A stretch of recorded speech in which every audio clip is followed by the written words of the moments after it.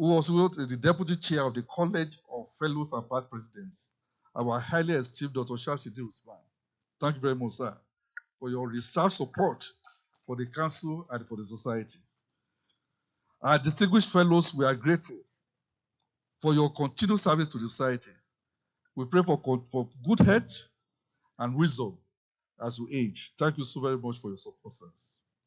To the chairman of the LOC, the various subcommittees, we thank you for putting this conference together. We pray that the Lord will bless you mightily. And to the state chapters, thank you for your support. We also want to thank our students, NESA and AGES. Incidentally, NESA is also celebrating its 14th annual conference, which coincides with this conference, and they are holding it together with us. We believe that these students are the future of the society and the nation, and therefore it's very good deliberately that they become part of what you are doing, to understudy, what we are doing today, so that tomorrow they can improve on what you are doing. So we have sponsored about 500 students to be part of this conference.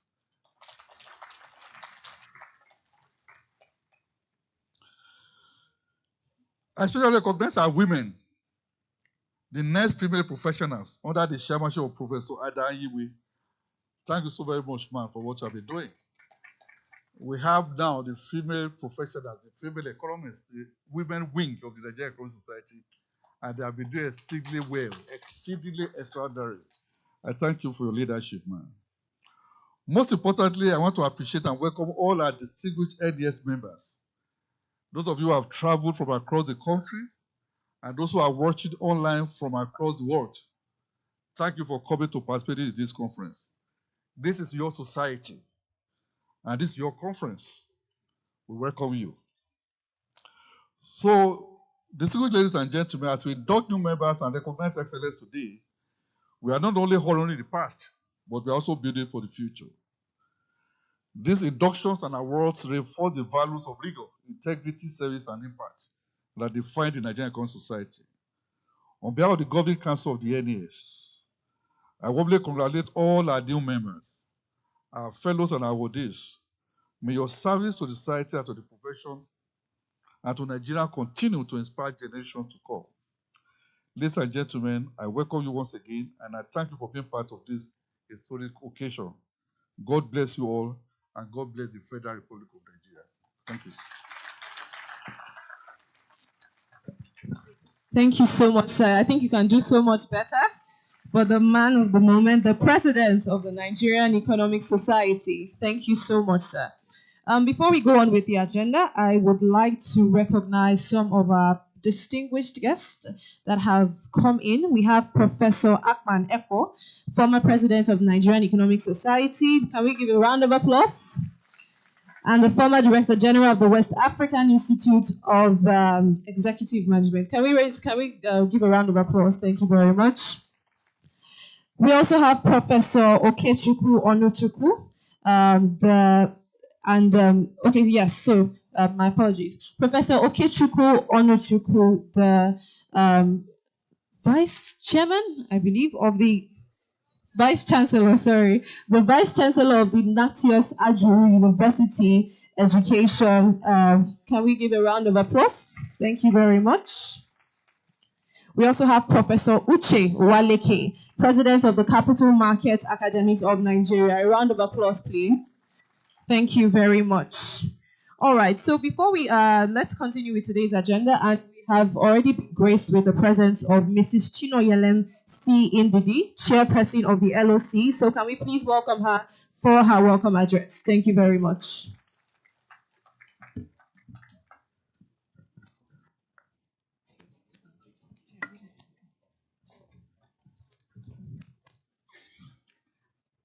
Good morning to this distinguished house.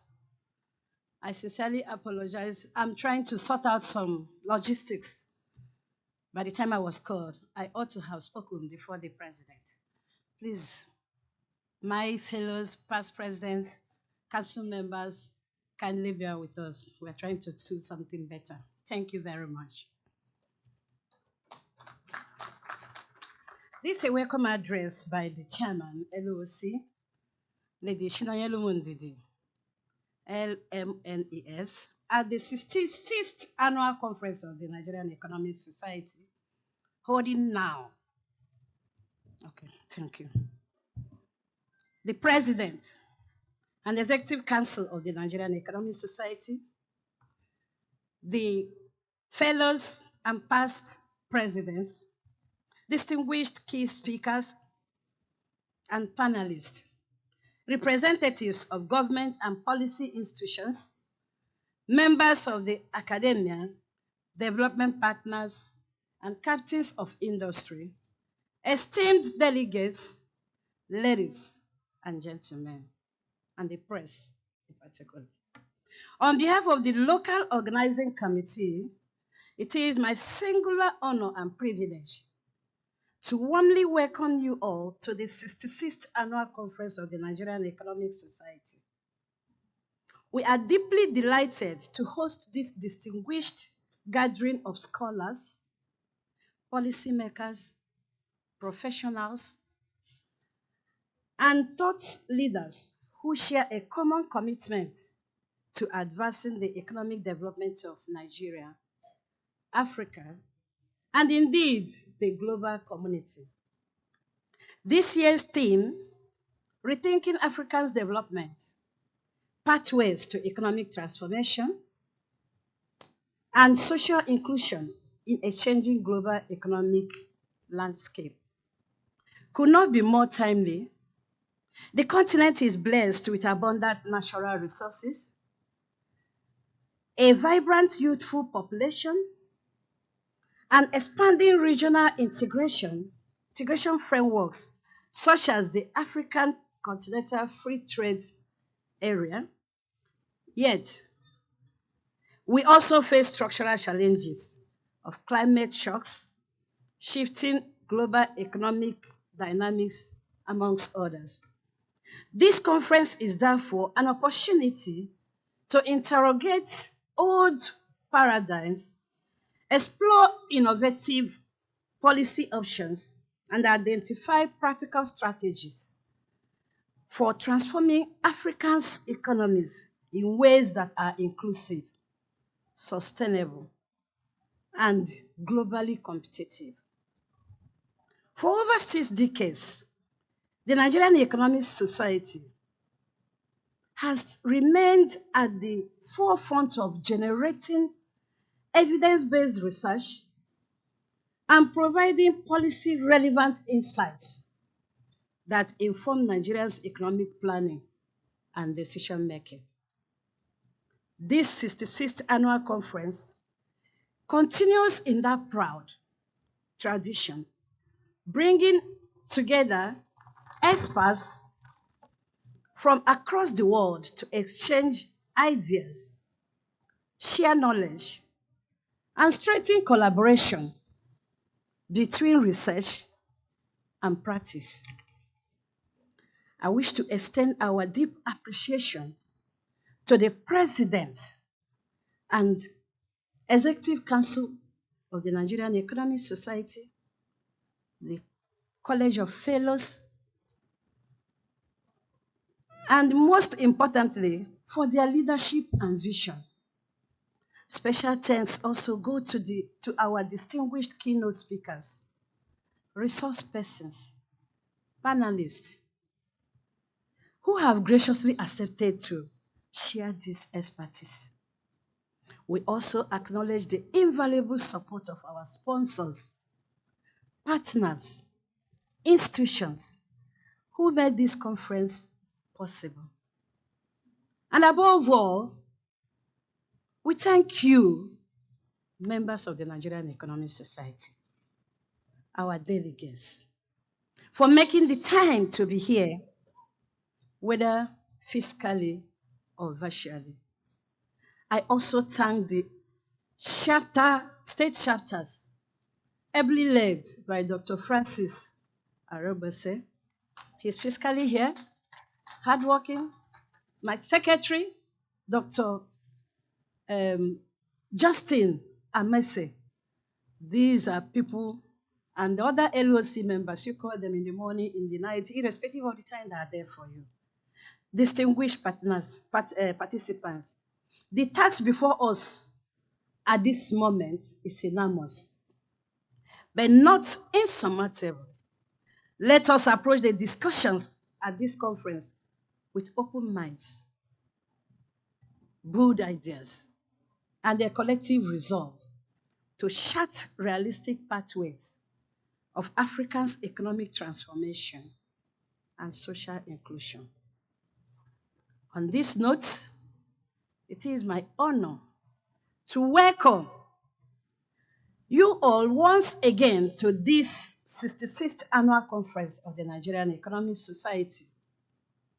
I wish you fruitful deliberations and most rewarding experience. Thank you and welcome.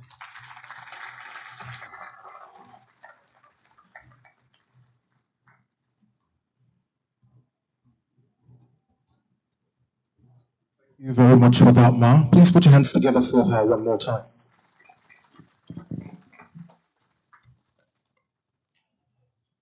In a few moments from now, I'll be calling on the President one more time for the induction of the new members of the Nigerian Economic Society. But before we do that, when the chairperson of the LOC was speaking, she mentioned some of the distinguished people who have chosen to sponsor us either personally or through their various organizations. Now, I know that we are economists and we are very serious people, but when I call these following organizations, please give them a rousing round of applause. They might not be here physically to see us clap for them, but when they will watch the videos, they will know that indeed we appreciated their help and their effort. Now, the list is quite comprehensive, so I won't call the entire thing, but for these following people, let's please put our hands together for them. One, the African Development Bank Institute. Please put your hands together for them. Next, we have the Central Bank of Nigeria. Please put your hands together for them. I think the better you clap, the more money they will give us for the conference next year. Who knows? We might have this conference in the UK next year, and the flights will be paid for by the African Development Bank. Just saying. So next, we have the Bank of Industry. We have ECOWAS, as well as the Federal Ministry of Finance. When we come back after the short breaks that we'll have, we'll be calling on more sponsors and appreciating them. For the large contingent that has come from the African Development Institute, I'd like all of you to please rise up for proper recognition as we appreciate you. So ladies and gentlemen, please could you rise? Thank you all for coming. For those of you who speak French, bienvenue au Nigeria too. For those of you who speak Portuguese, bem-vindos to Nigeria. Sorry, my Portuguese is non-existent, so I just learned all of this on ChatGPT. And for those of you who speak Arabic, Ahlan bikun fi Nigeria. At least that one, I went to Arabic school for a little while. All right, I'll be recognizing the presence of the following people. Professor Sheriffdin Tella is with us this morning. Thank you very much for joining us. He is a former vice president of the Nigerian Economic Society and a professor of economics at Babcock University in Ilishan Remo, Enugu State. Next, we have a former vice president also of the Nigerian Economic Society, former first president of Edo State Nest Chapter, and the chairman of the Nigerian Economic Society Female Professionals. She is none other than Professor Messi Ada Anywe. You're welcome, ma'am. Third on this list, we have Professor Aliyu Ravenda Isanusi. He's the Deputy Vice Chancellor of Advancement, Research and Innovation at Ahmadu Bello University, Zaria. Could you please rise up for recognition? Thank you very much for joining us. Thank you very much. At this time, ladies and gentlemen, I'll call on the stage one more time our distinguished 44th President and Chairman of Council for the induction of the new members. I apologize for that, Mr. Chairman, sir. Before the President comes up for the induction of the new members, we'll take the opening remarks by the Chairman of the event. Ladies and gentlemen, one more time, if your hands are not too tired, please join me in welcoming Dr. Shamsuddin Usman, CON, OFR, and a Fellow of the Nigerian Economic Society. Please keep putting your hands together as he comes forward.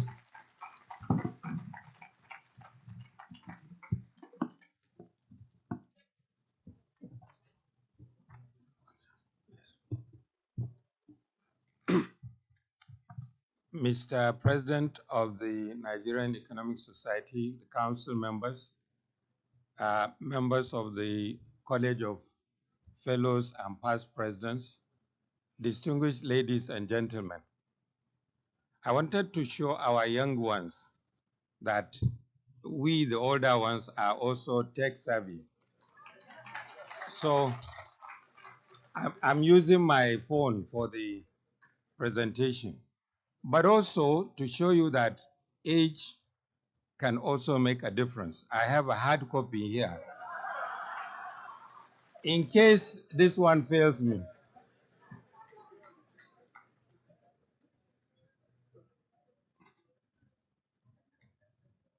Your Excellencies, distinguished ladies and gentlemen, it is with a profound honor and deep nostalgia that I stand before you today as chairman of this momentous day one of our 66th annual conference.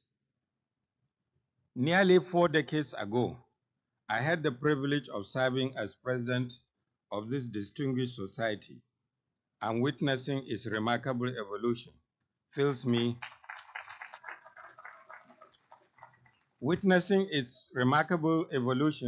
with both pride and optimism for our profession's future.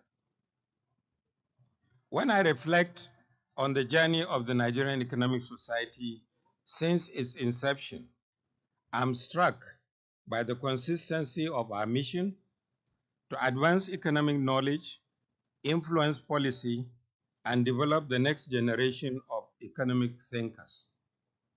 Today, as we gather for our induction, fellowship, and awards day, we continue this noble tradition of recognizing excellence, nurturing talent, and celebrating achievement.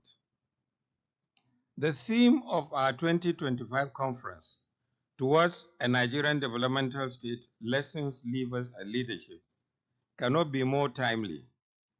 It speaks to the fundamental questions that have occupied economies for generations. Some of these questions are: how do we build institutions that foster sustainable development?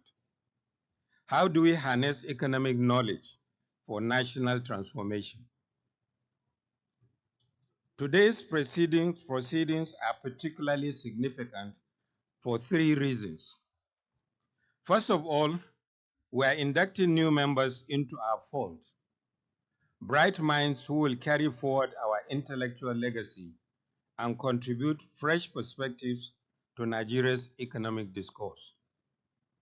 Secondly, we celebrate fellowship, recognizing those who have demonstrated exceptional commitment to economic scholarship and practice, elevating them to the highest ranks of our profession.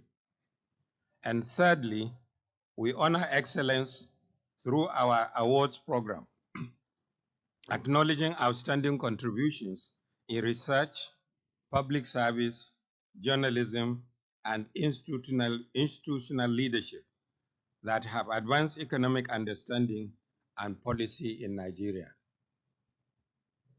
Of course, we still face quite a number of challenges, but also challenges that can be turned into opportunities.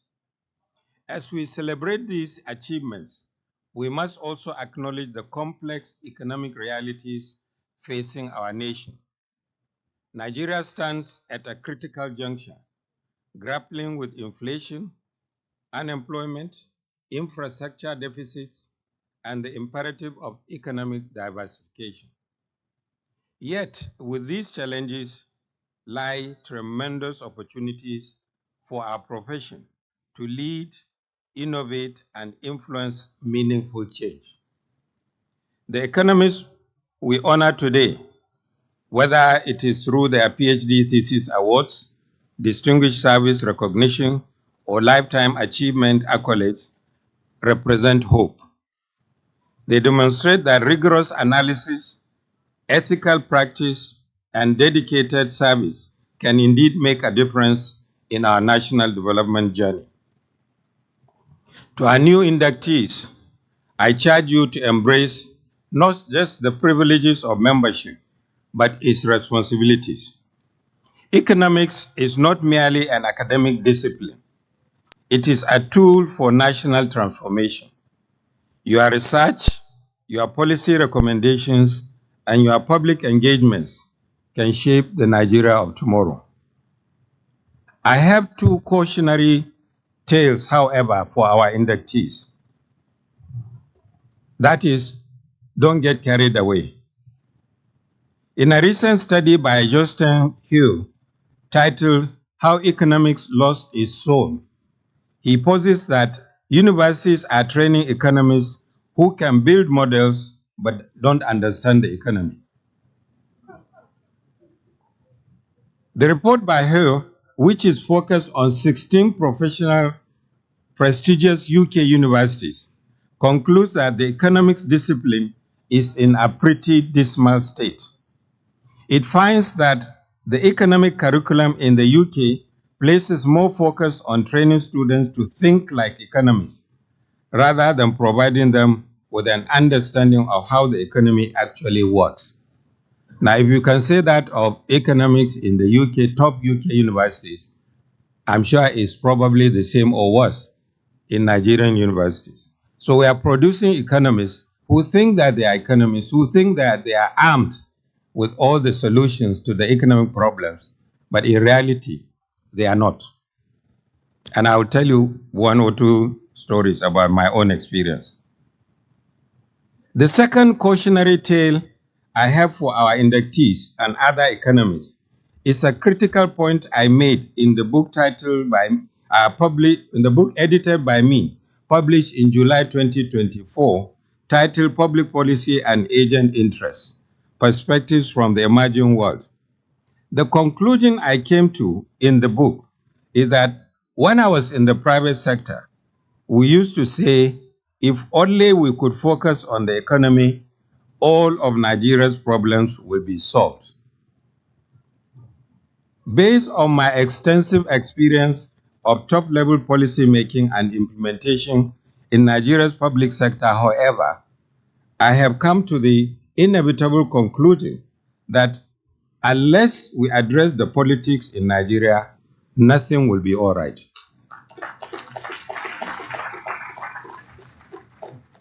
I recall I came back in 1980, my head very hot, with a PhD from the London School of Economics. And I was teaching in ABU at the time. I thought I had come back to solve not only Nigeria's economic problems, but the world's economic problems.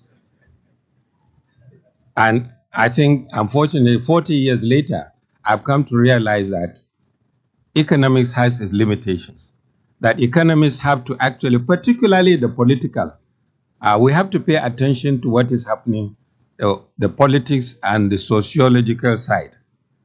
We used to be very haughty economists. We look down on the other social science subjects because we have all these models, mathematical models, and we think we have the answer to everything. Unfortunately, we do not. And to give you just one example, my own personal example that I said is, when I was appointed Minister of Finance, the first engagement you do with the National Assembly at the beginning of the year is the preparation of the MTEP, the medium-term expenditure framework. So I thought, as an economist, somebody with a PhD in economics, I gathered a group of economists. Some of you are here, the people I use. We developed a general equilibrium model of the Nigerian economy. And I was trying to show them that, look, every little naira that you approve in one area has significance in terms of its impact on employment, on the GDP, on this and that and that. So both in terms of, I went around several committees of the National Assembly, making that presentation, I thought I was educating them to understand the implication of the budgetary expenditure. They were just sitting, looking at me like this. I heard behind my back, some of them was, this man is talking long grammar. Because that was not what interested them. All of them, most of them wanted to hear how much is in it for me in terms of my constituency project. How much are you going to be able to allow me to pad the budget so I can go and connive with civil servants to take the money out? That's what their interest, you know? So again, I mean, one had to come to realization that if you want to get anything done at all, it's not that one joined them, but you have to understand that you have to understand the politics first and be able, if you are going to get anywhere at all, which suggests that economists need to understand and employ political and social dynamics in their own analysis. To our fellowship recipients and award winners, your recognition today comes with the expectation of continued leadership. You are the torchbearers of our profession, and the nation looks to you for solutions to its most pressing economic challenges. I extend my heartfelt appreciation to the local organizing committee led by Lady Noye Ndidi. You see the interruption, a call just came through.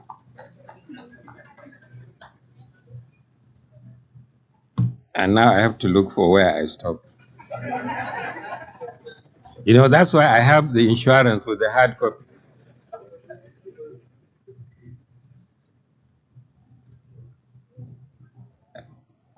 By Lady Noye Ndidi for the meticulous planning. To our President, Professor Adeola Adenkijo, thank you for your visionary leadership. To all our sponsors, partners, and participants, your support makes this gathering possible. In conclusion, as we proceed with today's program, from the induction of new members to the recognition of lifetime achievements, let us remember that we are not merely conducting a ceremony. We are strengthening the foundations of economic thought and practice in Nigeria. The future of our nation depends in no small measure on the quality of economic analysis, the soundness of policy recommendations, and the integrity of economic practice that emanates from institutions like the Nigerian Economic Society. Let us today mark not just celebration, but recommitment to excellence, to service, and to the noble goal of building a prosperous, equitable Nigeria through sound economic principles. It's now my honor and pleasure to declare this 66th Annual Conference Day 1 officially open, and I look forward to a day of meaningful recognition and peace. Thank you very much.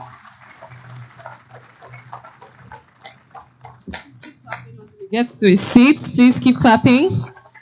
Thank you so much, sir. All right. So we first of all want to recognize our sponsors, or we want to thank our sponsors rather. I would like to start with the Nigerian Deposit Insurance Corporation, the National Bureau of Statistics, Zenith Bank, and the United Bank for Africa. Thank you so much for making this wonderful gathering possible. I would also like to recognize the presence of Dr. Tade Fadari, Representative and Managing Director and CEO of Nigeria Sovereign Investment Authority. A round of applause for him. Can you wave your hands wherever you are, sir? All right, thank you very much. At this time, we have come to a most significant moment of this momentous gathering, and that is the induction of new members into the Nigerian Economic Society. And to lead this ceremony, I have the honor of inviting the president of the NES, the man whose unwavering dedication and vision has continued steering this great organization and keeps the mission alive. So I would like to ask that you all give a very big round of applause to the Professor Adeola Adenkijo to take the stage and lead this ceremony. Thank you very much, sir.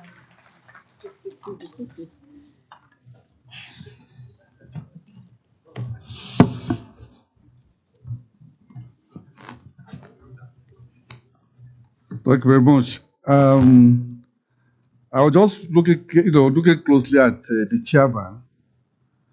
If I have the chairman's type of phone, there's no problem using that to do presentation. So that is the difference. I would have loved to come and use that, but I don't have that type of phone. So I was okay with this one and this one. I'm following my leader. So and this one also. Thank you very much, sir. Today it's a significant milestone for us as a society as we induct our new members.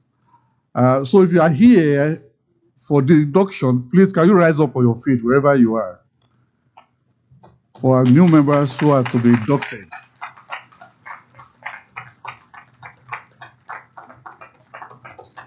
Okay. So thank you very much. Please, you can have your seat. You will still stand up later on.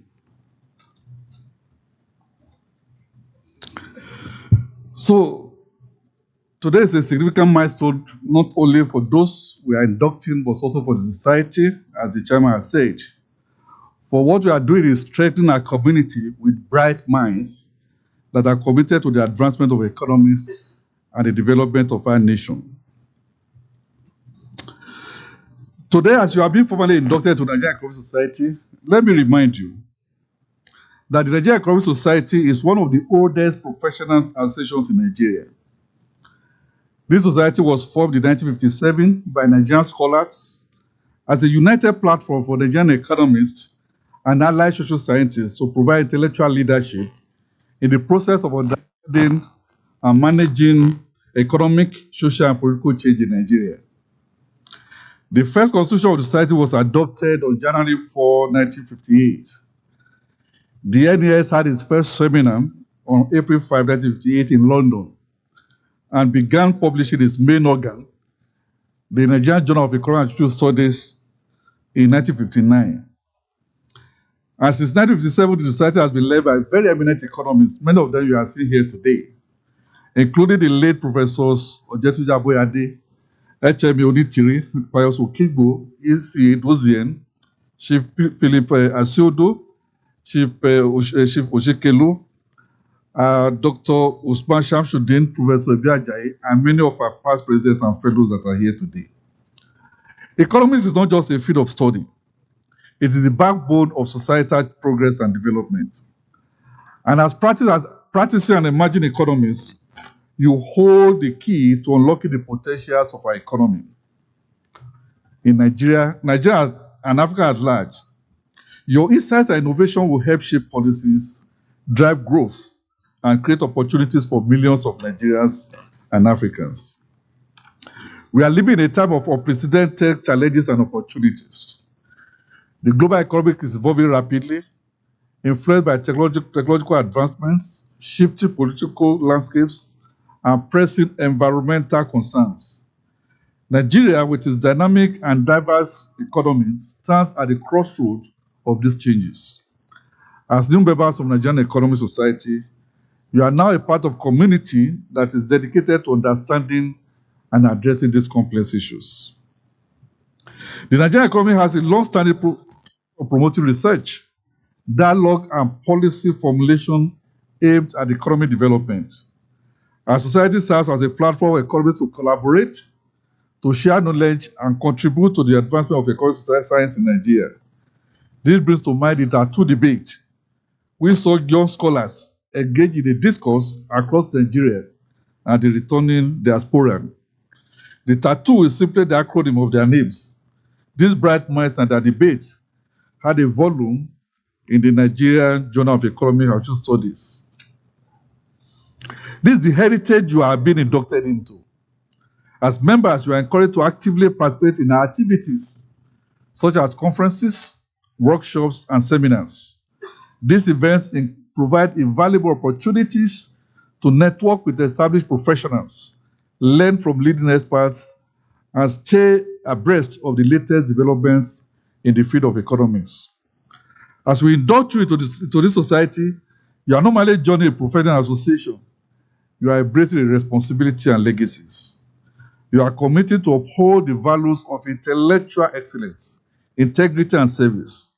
You are called to contribute actively through research, through policy dialogue, through mentorship and collaboration. The challenges of our time, poverty, unemployment, inequality, climate change, technological disruptions, and global uncertainties require economists who are not only analytical, but are also courageous and innovative in seeking solutions. To our new inductees, let me say this. The society needs your energy, needs your fresh perspectives, and your unwavering commitment.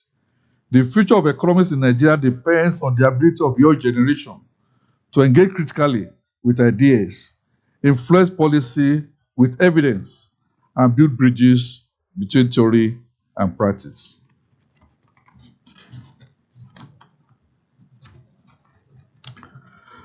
I encourage you to take full advantage of the opportunity the society provides to participate actively in the conferences, contribute to publications, engage in committees, and network with colleagues across academia, industry, and government. Remember that membership is not a badge to be worn, but is a platform to serve and to lead. On behalf of the Council and member of the Nigerian Economic Society, I congratulate you all as you are going to take your oath of becoming a member. We are delighted to welcome you to this community of scholars and change makers. Together, we shall continue to work towards building a stronger, a more prosperous Nigeria and an Africa that takes its rightful place in the global economy. I congratulate you and welcome you to the Nigerian Economic Society. Thank you. So, I want to encourage you to rise up and to take the oath of membership of this society. So, if you are a new member, please rise up. Okay, please come out. And you're going to take this oath.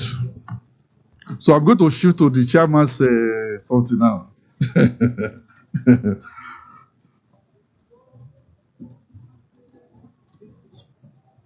I think I feel the favorite of this.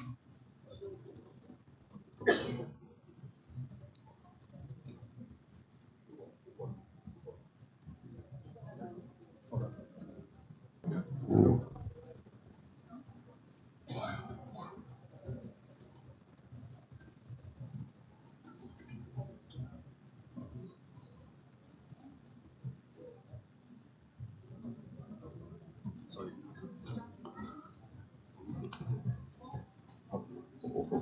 Okay. Okay, right.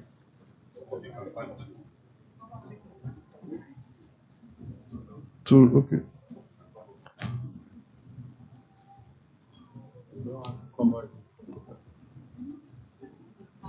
Okay, maybe you can climb up. Because I'm not sure you. Okay.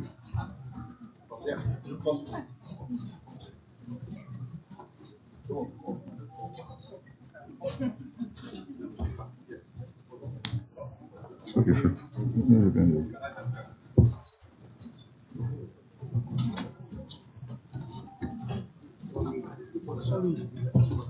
Sorry, ma, you can't block the president. Please, sorry, you can't block the president. No. It's okay when you are. It's okay here. You can't block. Okay.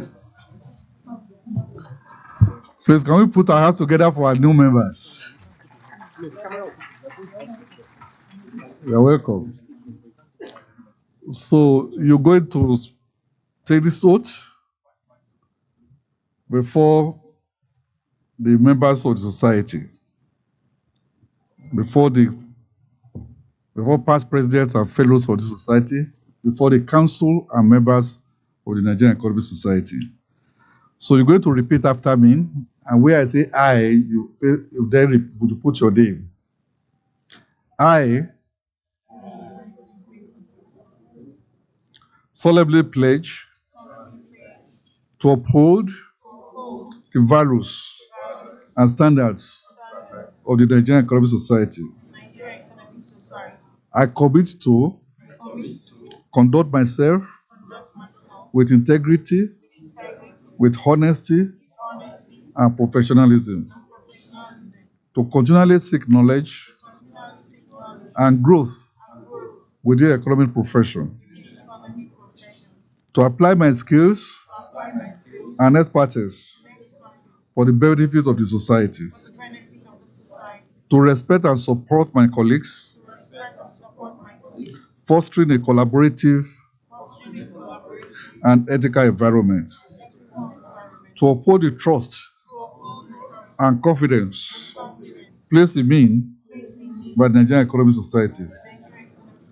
With this oath, I dedicate myself to the highest ideals of the Nigerian Economic Society, striving to make a positive impact in all my endeavors. So help me God. Congratulations. So, as the 44th President of the Nigerian Economic Society, I hereby welcome you as members of the Nigerian Economic Society. Welcome. So, I want to invite our, I don't know how we take photographs now, the whole place is damn far. I want the fellows and the chairman to, how do we do it? You can do it.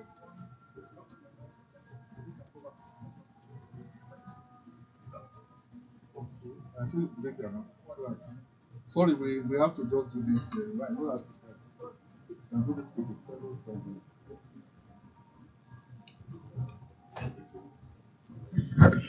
All right, ladies and gentlemen, we're going to have one general photograph, and thereafter we'll split the inductees into 3 groups so that the pictures can also include the council members and distinguished ladies and gentlemen on the high table. So if you're done with your pictures, can we have them split, please? Thank you.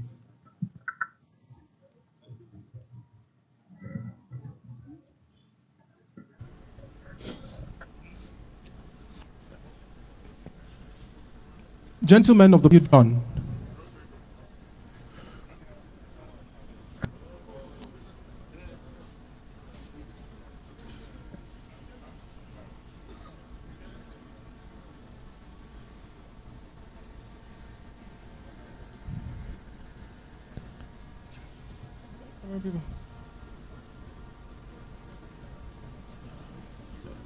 All right, thank you. Distinguished members of council, would you kindly remain? Can we have, please sir, could you raise your hand? Yes, please. Everybody from gentlemen, could you just please move a little so that this cluster can have their photograph and then they go and then the rest of you take yours. So please, from this gentleman to your left, raising his hand so that we have that photograph taken and then we continue that way. Thank you very much. Please, those of you that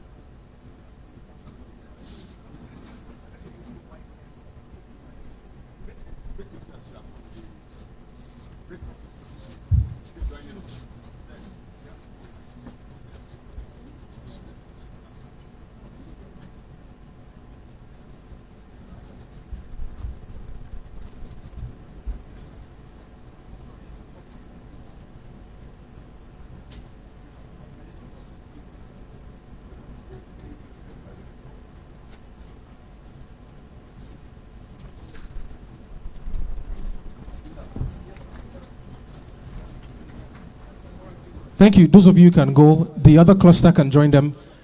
Members of council, please, we're not done. So sorry. There'll be lunch later. So sorry for using your energy now. All right. All right, you can, that's enough. That's enough so that these people can take theirs and go. Thank you, man. Join them, please. Sorry. You can join them. Yes, you can join them. Sorry. Am I going to show? Yes, please. After this cluster, the last one, yes. Are we done with the photographs, please? Photographers, I can't see you.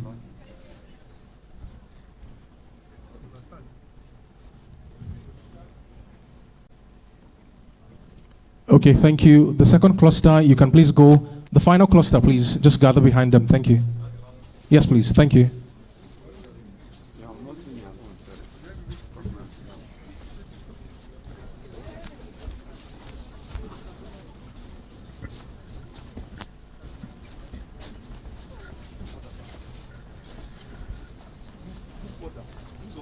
Come here.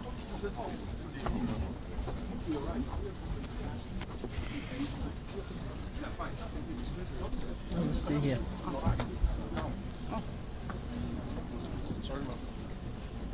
Where? A photographer, we're waiting for you, sir. Hello, sir, with the camera, black polo. Yes, please.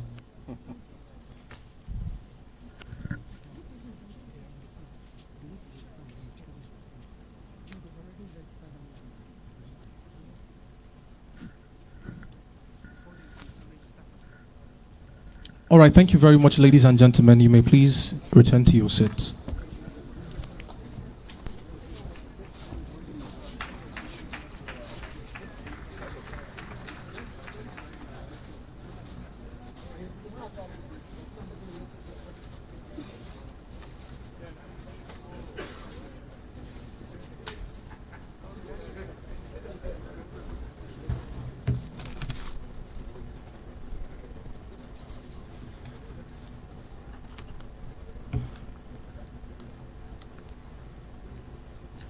Congratulations to the newest members of the Nigerian Economic Society.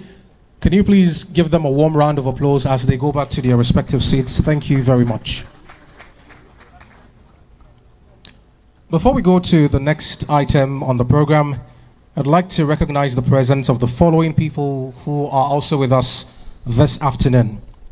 We have a former director of the CBN's Center for Economics and Finance at the University of Nigeria, Programs and Partnerships, also at the Nigerian Governors Forum. Could you please rise up for recognition, please? Thank you very much for joining us. You're welcome, sir. We also have Professor Nazifi Abdullahi, the Commissioner for Internal Services at ECOWAS and a distinguished award recipient today. Could you please rise up for recognition, sir? Thank you very much for coming. Thank you very much. Ladies and gentlemen, for those of you that are tech savvy, like our chairman of today, as many pictures that you're opportune to take, as many videos that you take, please remember to post it on your social media platforms. Use the hashtag NES66, it's one word, hashtag NES66, and you can tag the official handle of the Nigerian Economic Society on X, formerly known as Twitter, and the handle is at NES Nigeria, one word, NES Nigeria, one word. It is now time for the PhD thesis award and presentations by our three finalists. We have three members. I'll ask that they all get ready, but for the sake of recognition,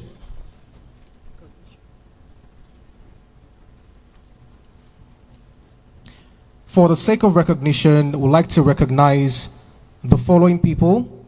The third position from the University of Lagos, whose research is on natural resources, export diversification, and productivity among resource-rich African countries, is none other than Charles Ayobola Olufolake.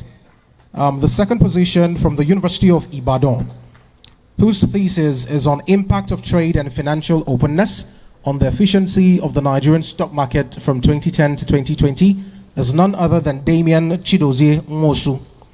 And first position from Babcock University, Ilishon Remo in Ogun State, whose thesis, excuse me, ladies and gentlemen.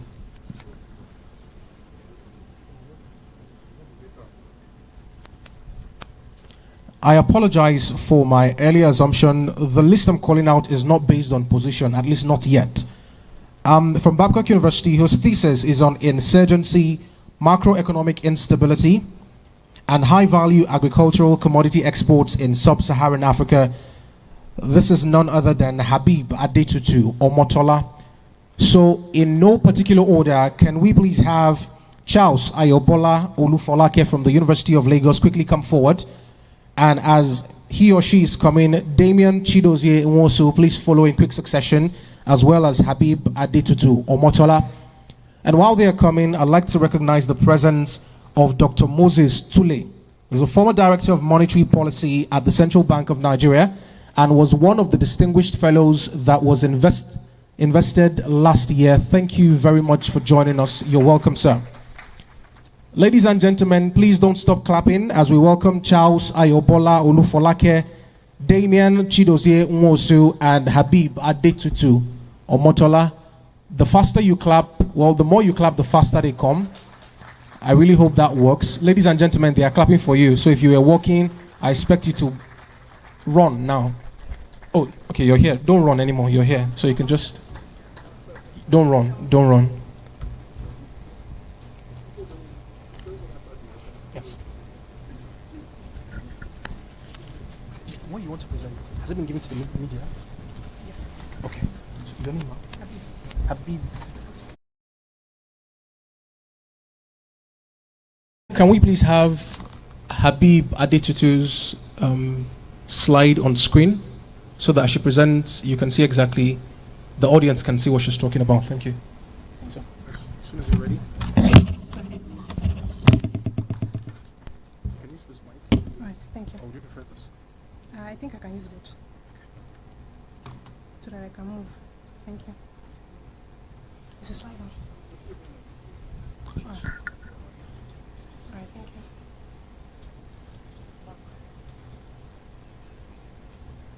Is the slides on, please?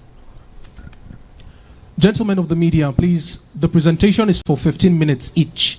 15 minutes, and can we have that? This is Habib Adedtutu Omotola. So let's have her presentation on screen, please. Thank you. President said 15.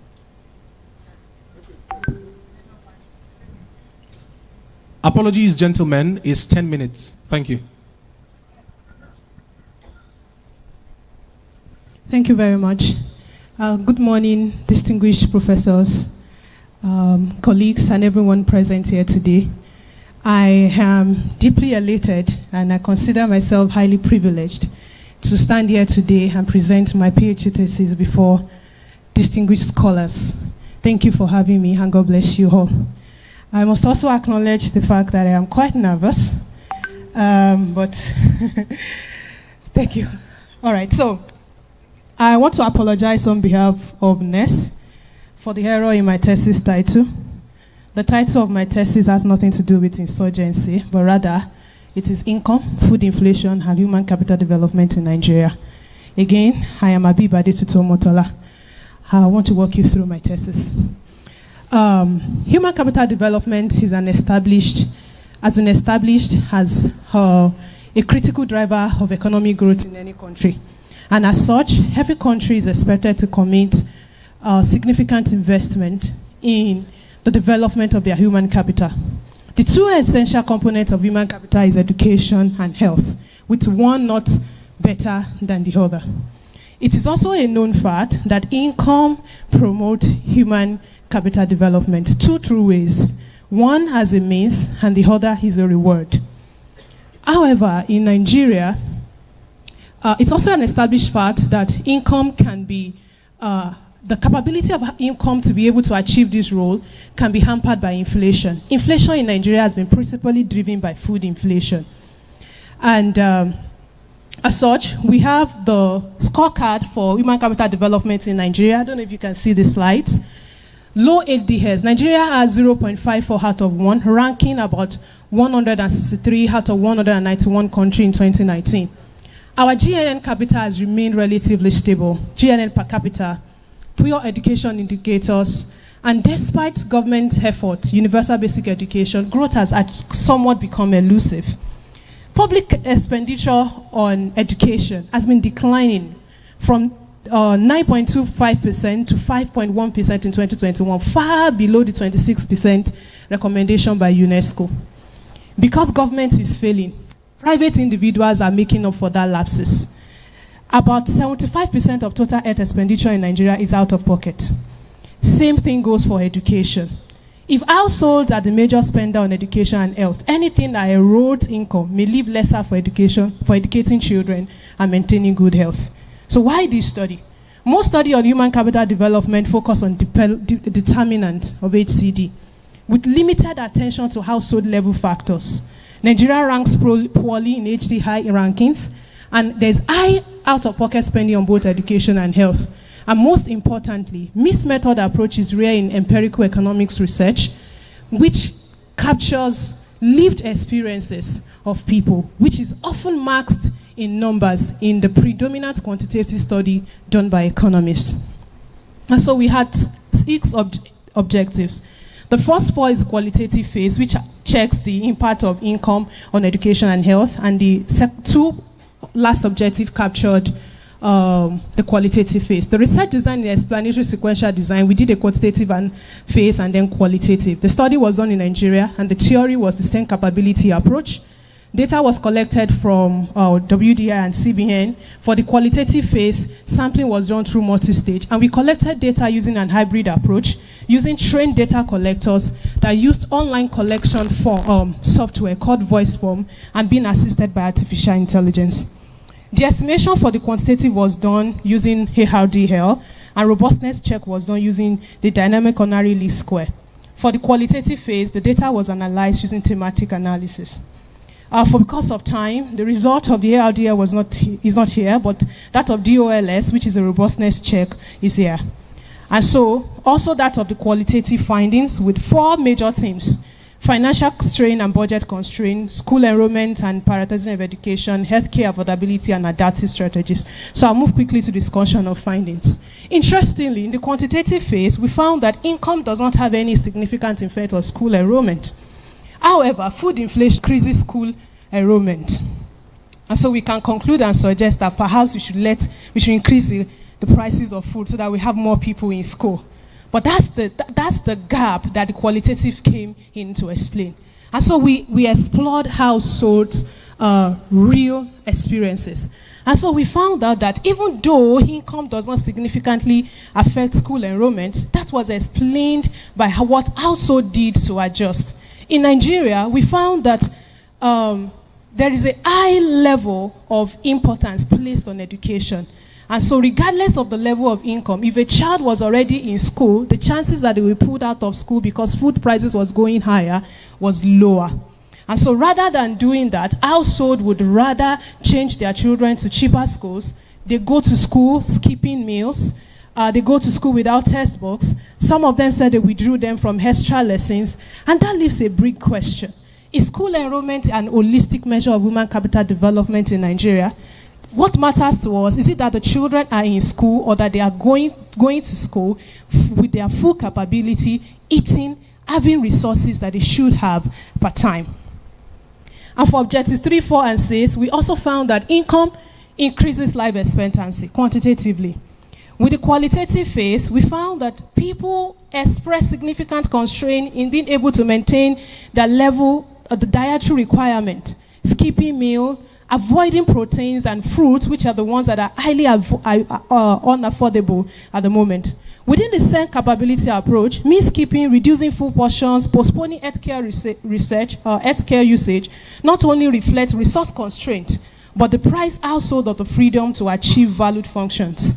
With respect to other baseline variable, public expenditure was a significant contributor to school enrollment, which already reflects in the qualitative findings, where households said they withdrew children from private school to go to public school.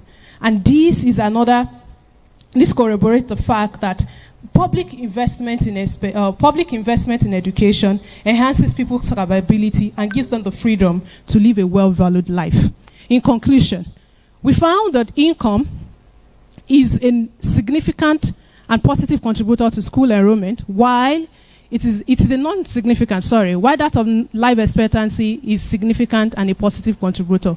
Food inflation contributes positively to both school enrollment and life expectancy in Nigeria. But when we observed the indirect effect of food inflation, we found that food inflation actually limits the capability of income to achieve that purpose. While public expenditure on health is a significant and positive contributor, public expenditure on health is not. Recommendation. Based on this finding, we would recommend that policymakers should integrate strategies to reduce food inflation alongside efforts to increase income.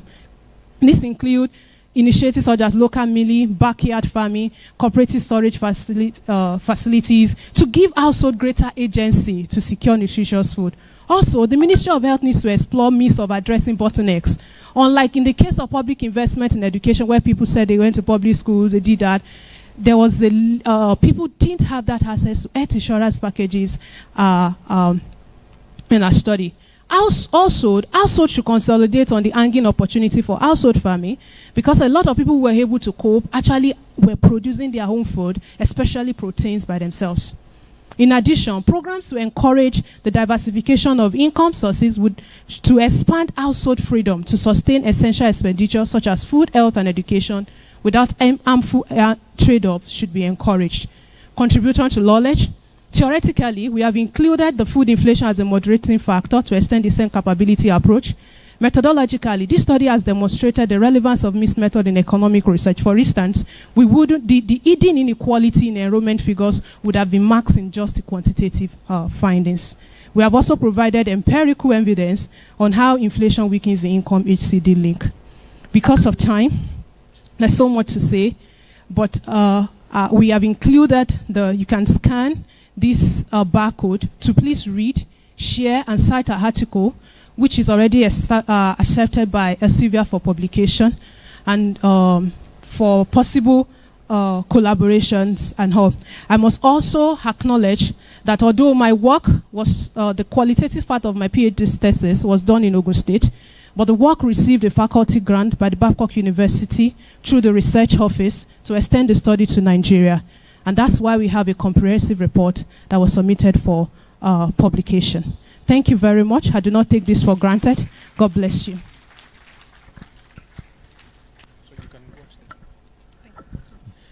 Please, another round of applause for Mrs. Habib Adedtutu Omotola.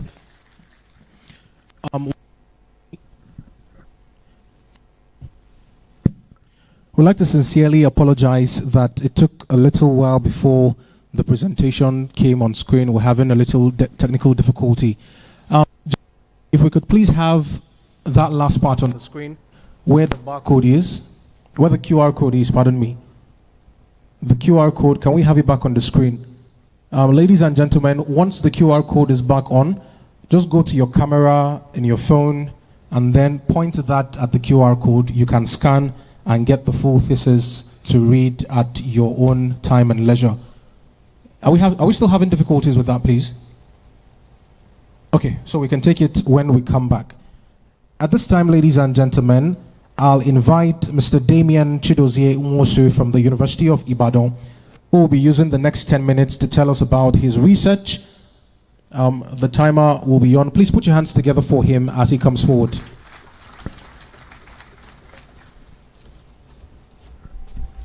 Thank you.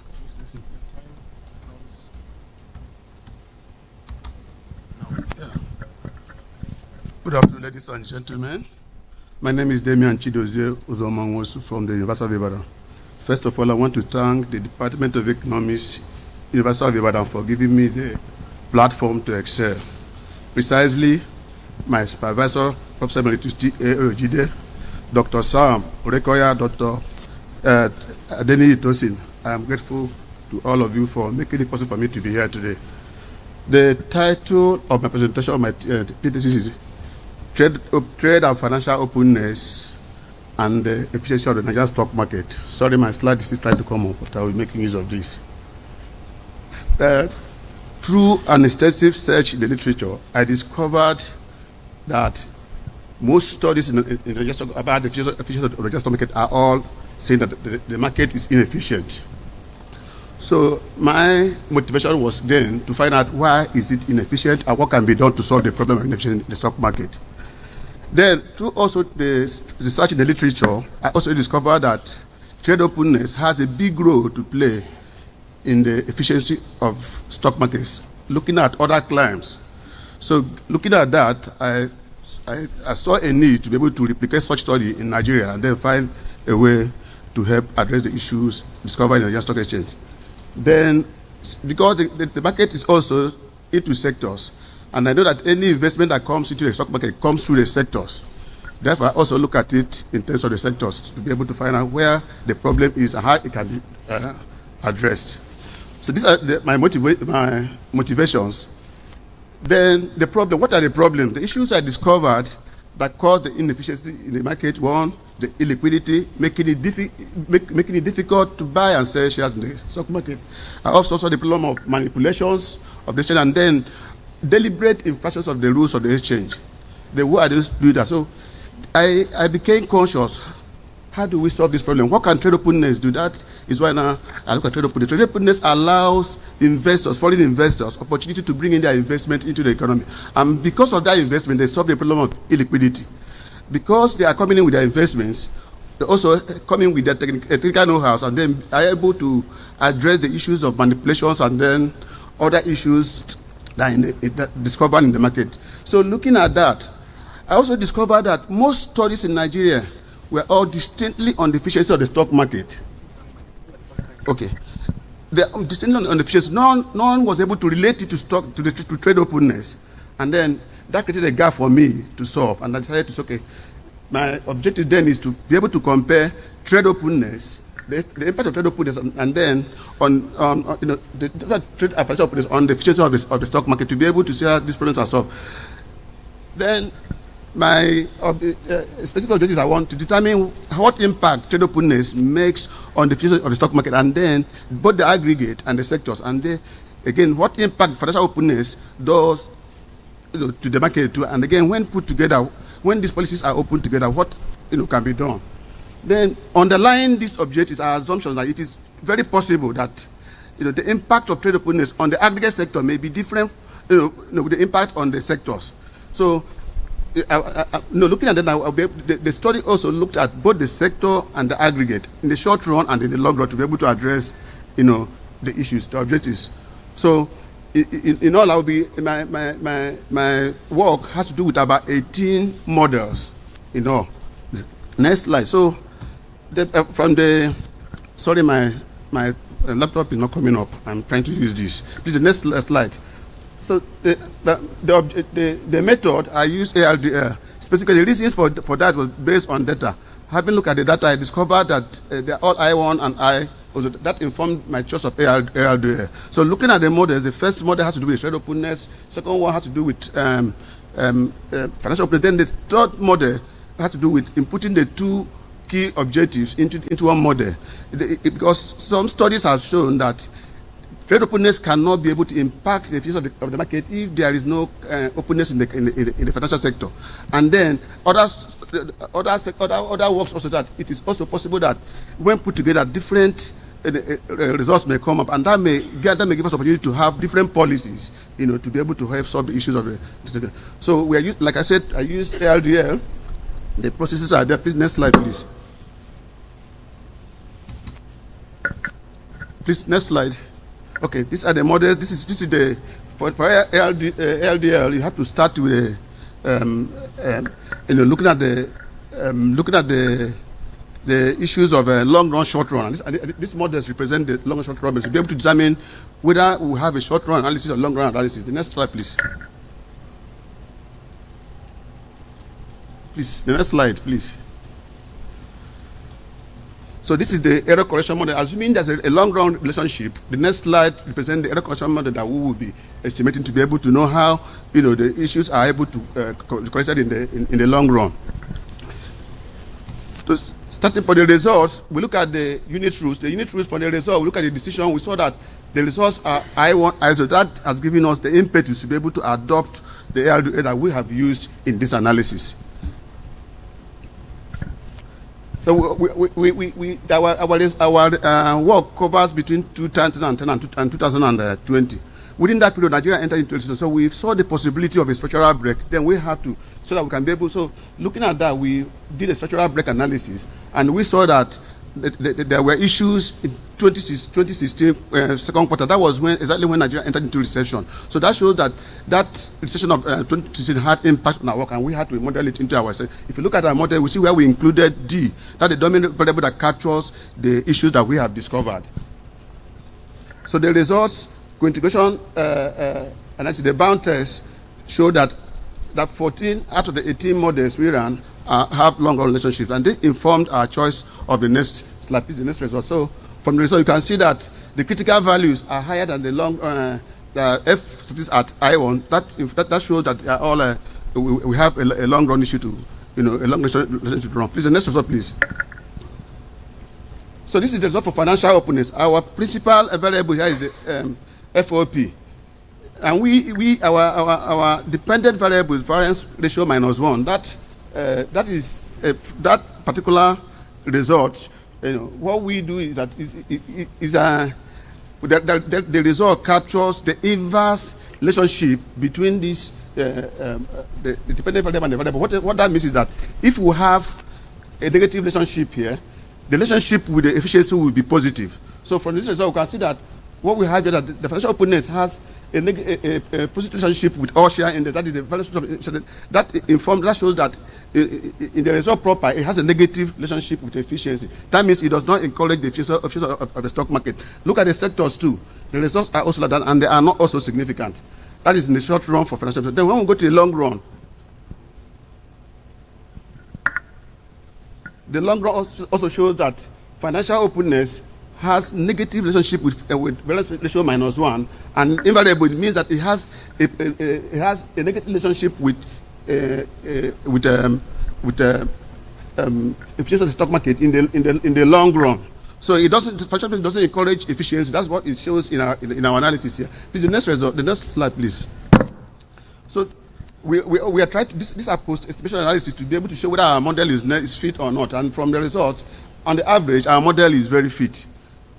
So let's go to this slide, please. So this is for trade openness. The trade openness shows that trade openness has negative impact on variance ratio -1, and invariably it means that it has a positive relationship with efficiency. You can see that from our objectives. Financial openness has a different impact on efficiency of the stock market, from that what trade openness has. So this shows that our aim our main objective is achieved. It shows that but financial openness has a different result, and while the trade openness has a different impact on efficiency.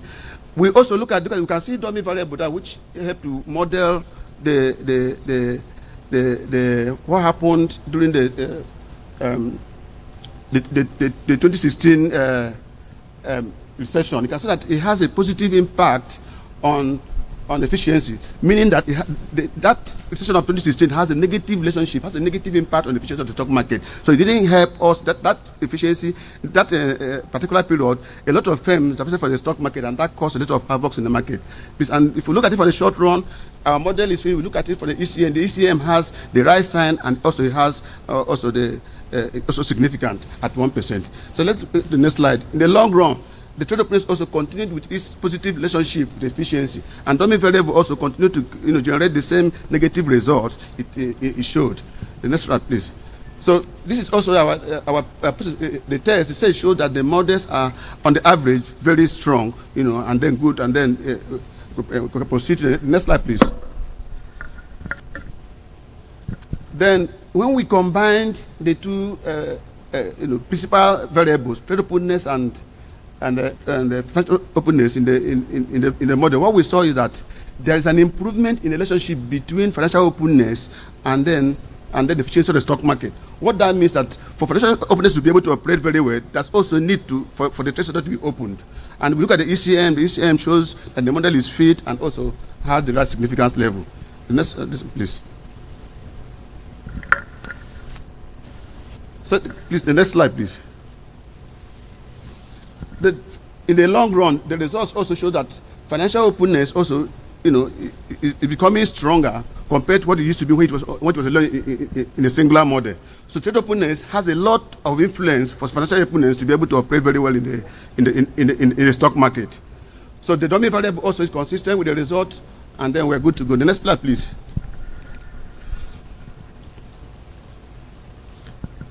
The post-suspicion analysis also show that the models are very fit. Okay, fine. These are fine. Okay, please, the next slide. So, what do we contribute to knowledge? One, our ab initio, we set out to find out how trade openness and financial openness are able to impact on the stock exchange. Our work is able to show that financial openness does not encourage the efficiency of the stock market, while trade openness does that. So the contributor was able to achieve its aim of looking at how these variables impact on the stock exchange. Then financial openness also can show that it has a negative relationship with efficiency, while trade openness has a positive relationship with the stimulus. And when they are inputted together, it shows that trade openness has a lot of influence. For financial openness to be able to impact the efficiency of the market, there's need also for the trade sector to be opened. Thank you.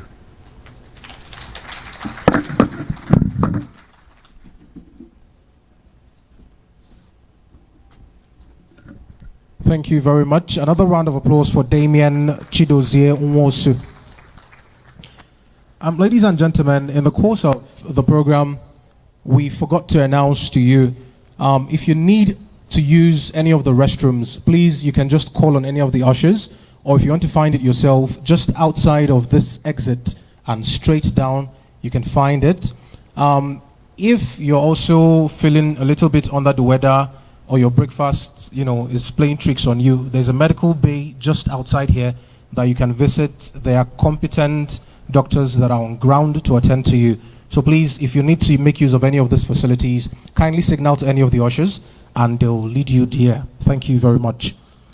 And now for the third and final presentation, we have none other than Charles Ayobola Olufolake from the University of Lagos. Please put your hands together for her as she comes forward. The presenter is to note that she has just 10 minutes, so please make sure you stick to time and always consult the screen to your left. Thank you.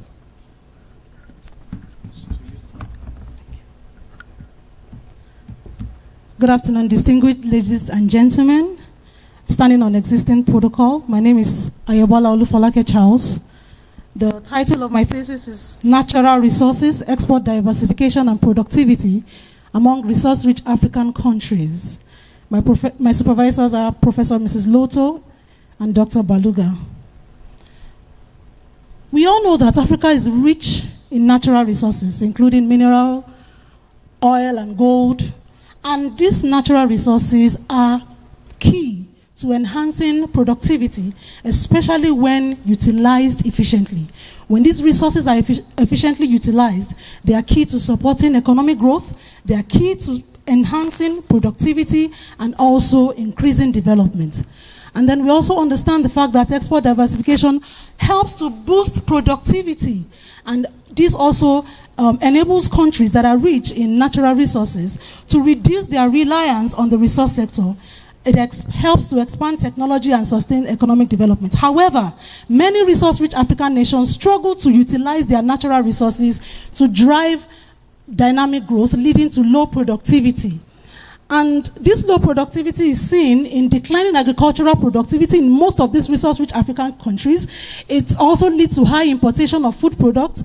There is also evidence of low manufacturing productivity and also low share of manufacturing productivity. Of course, this low level of manufacturing productivity may be connected to their over-dependence on these natural resources. And this over-dependence is seen on the high Affindal-Eshman index of the African nations. And so this study seeks to analyze the effect of natural resources on productivity among resource-rich African countries. It seeks to determine the degree of export diversification among resource-rich African countries. It also seeks to investigate the effect of natural resources on export diversification among resource-rich African countries. It seeks to examine the role that export diversification plays with respect to the natural resource productivity nexus among resource-rich African countries. And then it also wants to test the validity of the Dutch disease theory via the spending effect among the resource-rich African countries.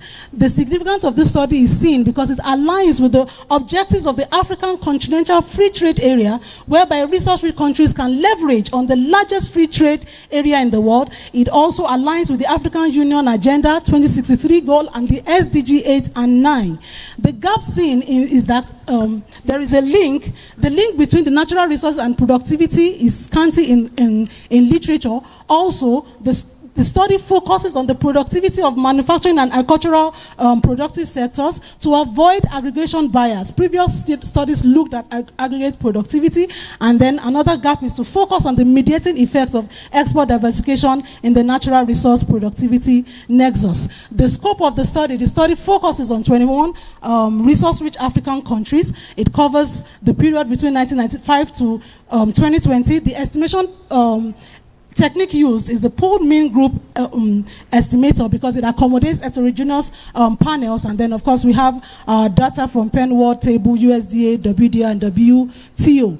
Findings from Objective 1 shows that natural resource has a negative or significant impact on total food factor productivity, on manufacturing productivity, but had a positive impact on agricultural productivity. Findings from Objective 2 shows that 67% of the resource-rich African countries that were studied had a high Affinda-Hirschman index, which means that their export product is concentrated. That means the export diversification is very low. Findings from Objective 3 shows that natural resource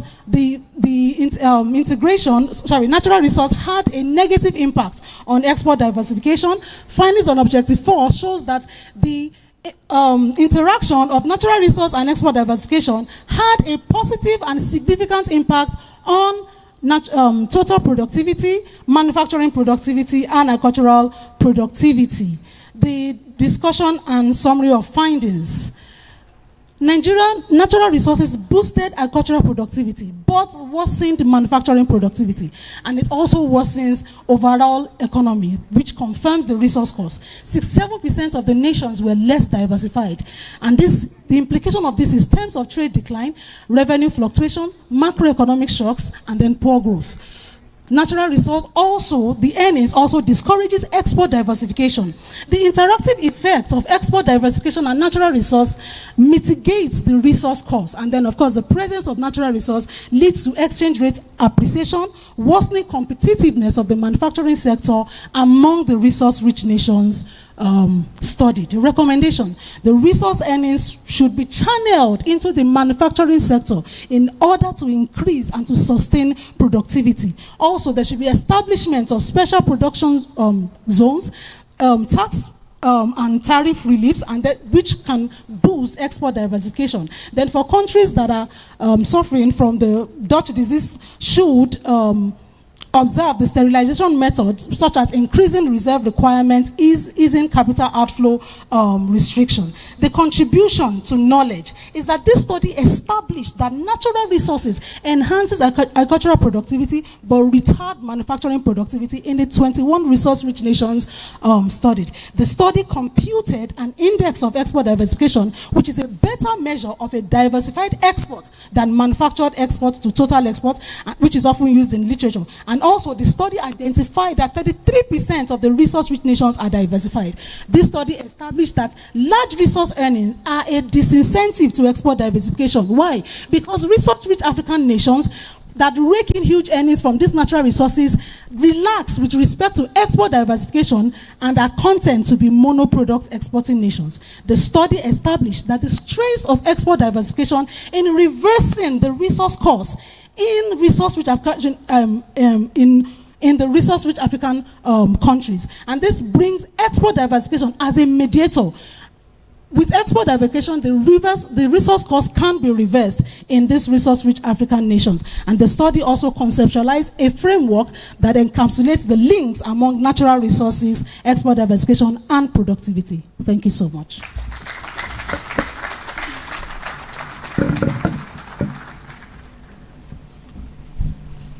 A round of applause once more for our 3 finalists. Thank you so much for those very insightful presentations.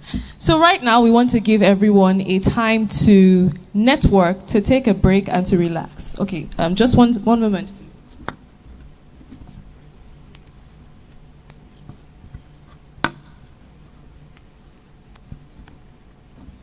All right, a round of applause for the president of the NES to give us a few remarks on the recent presentation. Yeah, thank you so very much. I want us to just appreciate these 3 finalists.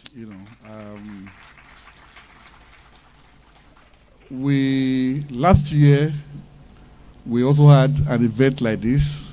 Again, out of the 3 finalists, 2 were men, and 1 was a lady, and the 2 of them came from ABU. And the interesting thing was that those 2, we had a sponsor last year. And part of the condition was that, which the thesis said that was the story of the economies of Africa, that they were going to give fellowship to those, to those finalists. And in addition to that, they also had cash prizes. So what we want to do is to really exhibit, this knowledge, contributions that are going at universities. And I don't know whether Professor Alega is here. Because we received over 200, I think they look at over 200 theses. The submissions were over 200. Okay, and we have very eminent professors that went through all of these theses, and then they shortlisted, went through a lot of rigorous exercise to get these 3 finalists. And today, so do you want to come and speak about the process? Or that's just okay. So there were over 200 of them, from across the Nigerian universities, and these 3 emerged finalists. And interestingly, 2 of them are women. Please, let's just clap for women. So these 3 people that you saw today are doctors already now because they have defended their thesis. So they are not just Mr. and Mrs. These are big people now. And later on today, during the award, we're going to announce the winners, the first, second, third. So the order of presentation to this afternoon was totally relevant to what the outcome is. So we know the result already, so the result will be announced, and the prizes given. Actually, to this year, a foundation is giving 1 million naira to the winners, so that will be formally presented to them at the award. And our hope is that we'll discuss with, council members were suggesting, central bank or this organization should just take these people. These are very important, very brilliant minds, and the CBN and other organizations should actually be able to, to harness, some of these brilliant minds. In fact, our plan, yes. CBN organizations, please, if you want to fund, because, those who went to play football collected $100,000 each. A plot of land and many other things, So, we need to start encouraging our intellectuals, So we appeal to organizations. We have this platform. Some people also discussing with us, they want to introduce maybe at master's level. So maybe subsequently, the NES will also be organizing this kind of event for masters, because some people are interested in at that level. So I want to thank them very, very much for what they've done, and then I hope next year some of the people at the PhD levels who are at this conference will be here to present, their own report. So just as IMC was trying to say. Because many of us are over 30 years, what doctor says that when you sit for 2.5 hours, you should work. And so we're going to have a break. And after that, Mr. Rewani is going to make a presentation. So we'll go for a break now, and we'll convene back at 2 o'clock.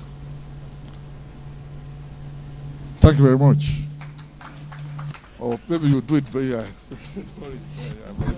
All right, thank you so much, sir. So yes, as the president has said, we have been given a time to network or ensure you get contacts of people. You know, some of the most important things happen off stage, some of the most important conversations. So ensure you make contacts, stretch your legs, and we will reconvene at 2 p.m. And media, if we could have a little bit of music interlude while we're all networking, just a little light music in the background. So thank you so much, everyone. We'll see you. I mean, you're not leaving anyways, but we will be settled down by 2 p.m. All right, thank you so much.